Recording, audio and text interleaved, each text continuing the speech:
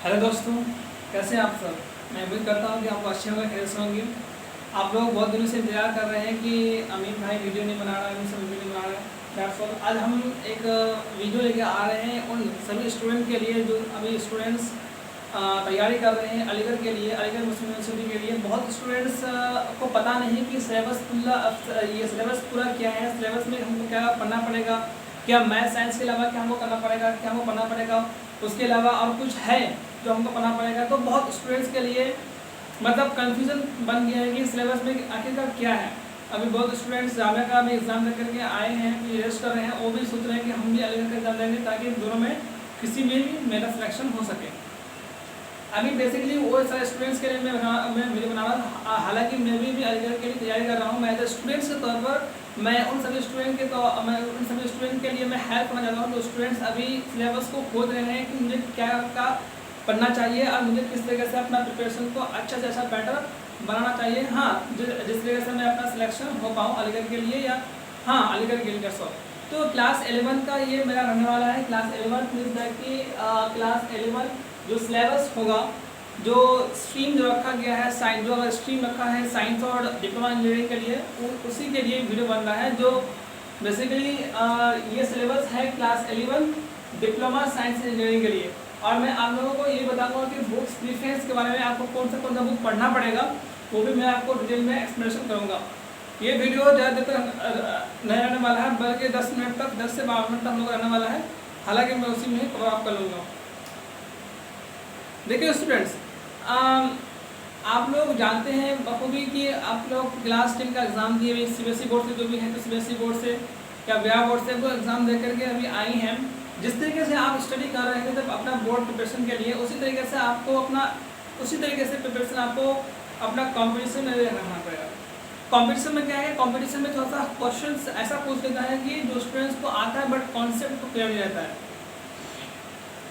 जैसे मैं प्रिपरेशन कर रहा हूँ तो उस तरीके से मतलब आप भी अच्छा प्रिपरेशन कीजिए, ताकि अपने आप को देखिए वही स्ट्रेटेजी आप फॉलो मत कीजिए किसी का। मैं ये बात बार बार कहता हूँ कि कोई स्ट्रेटेजी आप फॉलो नहीं कीजिए किसी का। आप अपने से सिलेबस को, अपने से एक रूटीन बनाइए कि मुझे कितना घंटा पढ़ना है, मुझे कितना चीज़ों को रियलाइज करना है, कितना मुझे अपने आप को ये मतलब एक कॉन्फिडेंट तरीके से आपको हर एक चीज़ों को देखना है और सॉल्व करना है। जितना क्वेश्चन हो सके उतना प्रैक्टिस भी करना है। जितना आप टॉपिक पढ़े तो टॉपिक के अकॉर्डिंग आप उस सारे क्वेश्चंस को कीजिए, ताकि आपको एक मतलब बोल सकते हैं कि मतलब रियलाइज होगा कि किस तरह का क्वेश्चन पूछा भी गया है प्रीवियस क्वेश्चन में। और बाकी आपके पास अगर गाइड नहीं तो वो गाइड बुक ले लीजिए। एक कंसेप्टम बुक का गाइड आता है एमयू एंट्रेंस लेवल के लिए, तो भी आप ले सकते हैं। उससे भी आप प्रिपरेशन को अच्छे से अच्छा बेटर परफॉर्म कर सकते हैं। तो बेसिकली स्टूडेंट्स क्या है कि क्लास 11 में जो एग्ज़ाम देने वाला है या एग्ज़ाम देने वाले हैं स्टूडेंट्स, आप लोग भी हैं। डेट्स ऑल की जो भी स्टूडेंट्स क्लास 11 का जो एग्ज़ाम देने वाले हैं एंट्रांस एमयू एंट्रांस के लिए, जो साइंस और डिप्लोमा इंजीनियरिंग जो कोर्स रखा है, जो स्ट्रीम रखा है, उसी के लिए वीडियो बनना है बेसिकली। तो एनसीईआरटी क्लास 9 का भी एनसीईआरटी को पढ़ना जरूरी है। क्लास 9 का एनसीईआरटी का मतलब क्या है, क्लास 9 का मैथमेटिक्स और साइंस ये दोनों पढ़ना जरूरी है। क्योंकि साइंस में क्या है कि क्लास 10 के अलावा क्लास 10 के कंपेरिजन में क्लास 9 का ज़्यादा क्वेश्चन क्लास 9 का ही साइंस पूछा जाता है। और बच्चे क्या करते हैं, मतलब बहुत सारे स्टूडेंट क्या करते हैं कि क्लास 10 को पढ़ लेते, क्लास 9 को ऐसे पढ़ लेते कि कुछ हो गया। नहीं, ऐसा पढ़ने से कुछ नहीं होगा। आपको एनसीईआरटी का हर एक पॉइंट को समझना पड़ेगा, एक्टिविटी पॉइंट को समझना पड़ेगा, उसकी जो पैराग्राफ जो दे दिया गया है तो एक एक लाइन समझना पड़ेगा, उसी से वैसे आपको क्वेश्चन भी सॉल्व करना पड़ेगा, तभी आप अच्छे से अच्छे प्रिपरेशन को बेटर कर सकते हैं। तो क्लास 10 के कंपेरिजन में क्लास 9 से ज़्यादा क्वेश्चन साइंस से पूछा जाता है, और क्लास 10 में ज़्यादा क्वेश्चन मैथमेटिक्स में पूछा जाता है। तो मैथमेटिक्स में आप क्लास 10 को छूइए, बाकी क्लास 9 में को छूना है, टच करना है, क्वेश्चन आपको बनाना है उसमें। ये बेसिकली अब बस आपको ये ध्यान रखना पड़ेगा कि क्लास 10 से ज़्यादा क्वेश्चन मैथमेटिक्स से पूछा जाता है, हालांकि साइंस में पूछा जाता है, हालांकि इससे भी ज़्यादा, मगर साइंस और मैथमेटिक्स आपको हर कुछ पढ़ना पड़ेगा। ज़्यादा लेवल में आप क्लास 9 में ज़्यादा पढ़िए, आप लोग पढ़िए, आप उसके कंपेरिजन में क्लास 10 को पढ़िए। आगे क्लास 9 का एनसीईआरटी पूरा चीज़ आप कंप्लीट कीजिए, उसके बाद क्लास 10 का साइंस और मैथमेटिक्स आप कंप्लीट कीजिए। देखिए अब ये दोनों तो हो गया, आपको एनसीईआरटी में पढ़ना है। आपको मैं पहले बताया कि आपको एक गाइड ले लीजिए, जिस तरीके से आप अपना मतलब चैप्टर वाइज क्वेश्चंस को कर सकते हैं और अपना प्रिपरेशन को अच्छे से अच्छा बेटर परफॉर्म कर सकते हैं। मैं आपको ये बुक दिखा देता हूँ। ये बुक जैसे कि ये वाला बुक है, ये बुक है कंसेप्शन द गाइड बुक। तो ये मैं इस बुक पे क्लास 9 और 10 से रिलेवेंट क्वेश्चन भी दिया गया है और इससे भी आप अपना प्रिपरेशन आपको अच्छी तरीके से कर सकते हैं, क्योंकि इस बुक में chapter wise MCQ type question दिया गया है और कुछ बेसिक पॉइंट्स भी दिया गया है जो आपको वो जानना बहुत ज़रूरी है। एंड दैट्स समथिंग भी क्लियर कि आपको अच्छी तरीके से प्रिपरेशन करने के लिए आपको एनसीईआरटी का हर एक लाइन पढ़ना पड़ेगा और एनसीईआरटी टेक्स्ट जो क्वेश्चंस एक्सरसाइज और एग्जाम्पलर क्वेश्चंस हैं, एक्टिविटी बेस्ड क्वेश्चन है, जो बॉक्स में जो एक्टिविटी बॉक्स में जो क्वेश्चंस जो मतलब एक्टिविटी एक्सपेरिमेंट के लिए जो दिया जाता है, तो उसको भी आपको देखना बहुत ज़रूरी है, क्योंकि उससे भी रिलेवेंट क्वेश्चन हो जाता है। क्योंकि मैं जो पिछले बार जो स्टूडेंट जो एग्जाम दिया था, तो उससे मैं कॉन्टेक्ट किया था, वो बोला कि इसी तरीके से क्वेश्चन पूछ भी जाते हैं, तो उसको भी छूलिए। और लास्ट में देखिए, मेरा मानना ये है कि अभी आप प्रीवियस ईयर क्वेश्चन को सॉल्व ना कीजिए, आगे अपना प्रिपरेशन ऐसे कीजिए ताकि मतलब क्लास 9 और 10 प्लस सिलेबस कवर होना चाहिए, तभी जाकर के आपका टाइम लगभग मेरे ख्याल से मतलब 24-25 जुलाई से शायद एग्ज़ाम होगा अलीगढ़ के लिए, मगर कंफर्म डेट तो नहीं आया है, मगर जुलाई में एग्ज़ाम होगा। अभी जून तक आप पूरा कंप्लीट सिलेबस का पूरा कंप्लीट कीजिए, ठीक है। अब बेसिकली हम बात कर लेते हैं in the next topic which we must learn, that is the topic considered as a Indo-Islamic culture। देखिए, Indo-Islamic culture ज़्यादा स्टूडेंट्स पे फेल हो जाती है। बेसिकली क्या है कि Indo-Islamic culture के लिए एक बेटर सा बुक आता है, जिस बुक का नाम है द ट्रू गाइड। ये बुक से आप अच्छी तरीके से लर्न कर सकते हैं। देखिए, ये बुक आपको दिखा सकते हैं, हम लोग दिखा सकते हैं हम। देखिए, ये बुक का नाम है द ट्रू गाइड। इस बुक में Indo-Islamic and general knowledge guide दोनों एक गाइड है, ये बुक गाइड है।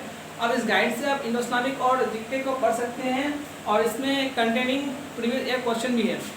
दोनों बुक अच्छी तरीके से आप ले लेंगे, उसको अच्छे से अच्छी प्रिपरेशन कीजिए, ताकि देखिए अपने आप के मतलब अपने आप को ये रियलाइज़ कीजिए, अपने आप को ये एग्जामिन कीजिए कि मुझे कितना नॉलेज मेरे अंदर आया है, मुझे मेरे से कितना क्वेश्चन बन पा रहा है, क्योंकि इंडो-इस्लामिक कल्चर पढ़ना बहुत ज़रूरी है।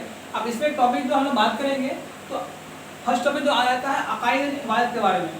अकायद एंड इबादत के बारे में आपको बेसिकली पढ़ना पड़ेगा, रसूल अकरम पढ़ना पड़ेगा। ये टॉपिक का नाम मैं बता रहा हूँ अभी, just I am telling about the topic name of Islamic culture.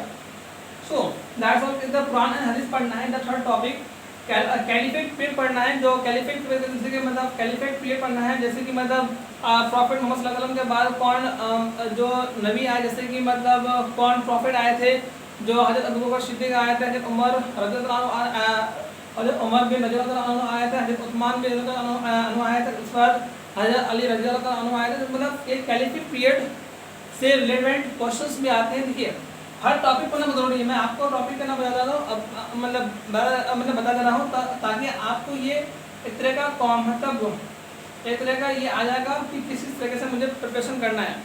तो मैं आपको ये बुक दिखाया कि द ट्रू गाइड बुक, उस बुक में हर एक टॉपिक दिया हुआ है। हालांकि इस सब टॉपिक को पढ़ना बहुत जरूरी है। इसका नाम क्या क्या है मैं फिर से बता रहा हूँ। Again I will discuss about it. ये क्या है कि अकायद इबादत के बारे में पढ़ना पड़ेगा, रसूल अकरम, कुरान हदीस के बारे में, कैलिफेट पीरियड, इमाम, अराइवल ऑफ मुस्लिम के बारे में, फेमस मॉन्यूमेंट के बारे में, मुस्लिम कल्चर के बारे में, उर्दू एंड पोएट्स के बारे में। ये सारे के सारे टॉपिक आपको इंडो-इस्लामिक कल्चर में पढ़ना पड़ेगा। अब ज़्यादा से ज़्यादा स्टूडेंट्स क्या होता है कि इसी में ही कम नंबर लेकर आए, अगर साइंस में और मैथमेटिक्स में पूरा पढ़ लिया, अच्छी तरीके से पढ़ लिया, मगर स्टूडेंट्स जीके और हिंदुस्तान कल्चर में कम से कम नंबर लेकर आते हैं, इसी वजह से सिलेक्शन नहीं हो पाता है। अब देखिए, ये हो गया आपका हिंदुस्तान का कल्चर। दूसरा टॉपिक आपको रहता है कौन सा, GK and current affairs. GK और करंट अफेयर्स को पढ़ना बहुत ज़रूरी है। ठीक है, अभी के दौरान में जो भी ऑथर बुक है, ऑथर के बारे में जो भी आता है तो उसको पढ़ना जरूरी है, जिसमें गेम्स एंड स्पोर्ट्स के बारे में है ना, गेम्स एंड स्पोर्ट के बारे में पढ़ना जरूरी है, बेसिक ज्योग्राफी के बारे में पढ़ना जरूरी है। तो ये सारे टॉपिक मैं आपको बता रहा हूँ कि गेम्स एंड स्पोर्ट के बारे में आपको पढ़ना बहुत जरूरी है, बेसिक ज्योग्राफी के बारे में आपको पढ़ना जरूरी है, इंडियन पॉलिटी के बारे में आपको पढ़ना जरूरी है, अवार्ड्स एंड ऑनर्स के बारे में पढ़ना बहुत जरूरी है आपको, बुक्स एंड ऑथर के बारे में एंड करंट अफेयर्स के बारे में। तो ये सारे टॉपिक हम लोग का रह गया जीके का, जनरल नॉलेज का ये टॉपिक रह गया आपका। हाँ, देखिए इसमें मैं आपको सिलेबस को दोबारा रिकैप करना चाहता था। मैं आपको ये किया और आई होप कि आप समझ भी गए होंगे कि मुझे प्रिपरेशन को किस तरीके से बेटर करना है, और सिलेक्शन होने के लिए आपको सिलेबस को पूरा अच्छी तरीके से जानना होगा और जानना ज़रूरी भी है, और एक कंपलसरी हर एक स्टूडेंट्स के लिए जो स्टूडेंट अभी प्रिपरेशन कर रहे हैं एम एंट्रेंस के लिए, कि कौन कौन से सिलेबस से ज़्यादा से ज़्यादा क्वेश्चन पूछ भी जाते हैं। और आपको हर एक लाइन पकड़ना है, आपको शॉर्ट नोट बनाना है, इसी तरीके से आपको हर एक चीज़ को लेते हुए चलना पड़ेगा। आपको टाइम ड्यूरेशन, आपको शेड्यूल बनाना पड़ेगा, तो शेड्यूल के हिसाब से आप अपना प्रिपरेशन को बेटर से बेटर बना सकते हैं और अच्छे से अच्छे परफॉर्म कर सकते हैं। तो ये सारे मैं टॉपिक आपको बताना चाहा और आप अच्छी तरीके से समझे होंगे। मैं उम्मीद करता हूँ कि आपको ये वीडियो अच्छे से अच्छे प्रोवाइड हुआ और मतलब इसका यूज़फुल आप तक रहा, और मैं कोशिश किया है कि आपको ये सिलेबस बता सका, और ताकि वैसा स्टूडेंट जो स्टूडेंट्स कंफ्यूज में पड़ जाते हैं कि मुझे क्या क्या पढ़ना चाहिए, मुझे किस तरीके से अपना स्टडी को बेटर से बेटर बनाना चाहिए। थैंक यू, जय हिंद भारत। मैं आपको और इसी तरीके से मैं अपना वीडियो बनाता रहूँगा ताकि आपको यूज़फुल हो सके। थैंक यू, जय हिंद, जय भारत।